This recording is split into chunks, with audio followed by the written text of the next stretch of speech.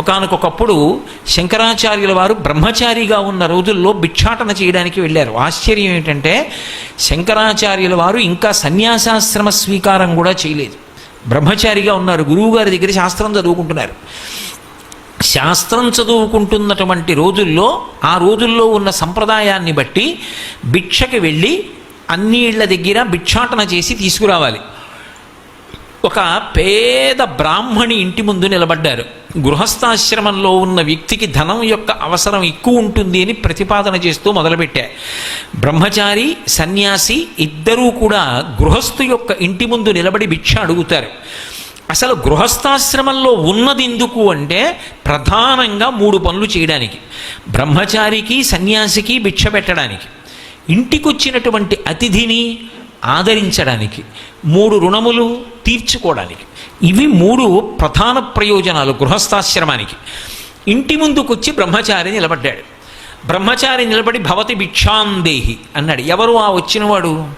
సామాన్యుడు కాడు, కైలాస శంకరుడు కాలడి శంకరుడిగా వచ్చాడు. ఆ శంకర భగవత్పాదులు ఇంకా సన్యాసాశ్రమ స్వీకారం కూడా చెయ్యకముందు విద్యార్థిగా ఉన్న రోజులలో ఆయన భిక్షాటనకి వెళ్ళి ఉన్నప్పుడు ఆయన తేజస్సు ఎలా ఉండి ఉంటుందో మీరు ఆలోచన చేయండి.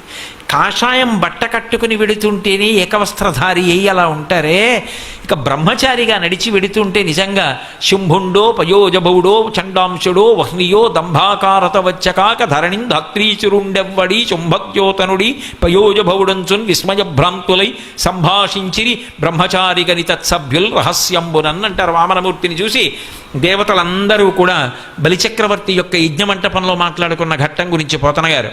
అలా శంకరులు బ్రహ్మచారిగా నడిచి వెడుతుంటే ఎంత అందంగా ఉన్నారో. వెళ్ళి ఆ పేద బ్రాహ్మణి ఇంటి ముందు నిలబడ్డారు. అది ద్వాదశి. ఆయన ఉంచవృత్తిలో ఉన్నాడు. ఆ రోజుకి దొరికిందా అన్నం, దొరకలేదా లేదు. ఏకాదశి ఉపవాసం, ద్వాదశి పారణ. సూర్యోదయం అయ్యేటప్పటికే పారణ చేయాలి. పైగా ద్వాదశి పారణకి ఒక నియమం ఉంది, ఉసిరికాయతో పారణ చేయాలి. ముందు ఉసిరికాయ తినాలి. అసలు పారణ చేయకపోతే దోషం వస్తుంది ఏకాదశి వ్రతానికి. అదే కదా అంబరీషోపాఖ్యానం, అందుకు కదా నీళ్లు పుచ్చుకున్నాడు. అందుకని కనీసం అన్నం దొరుకుతుందో దొరకదో తెలియదు, కనీసం తినడానికి ఉసిరికాయ ఉంటే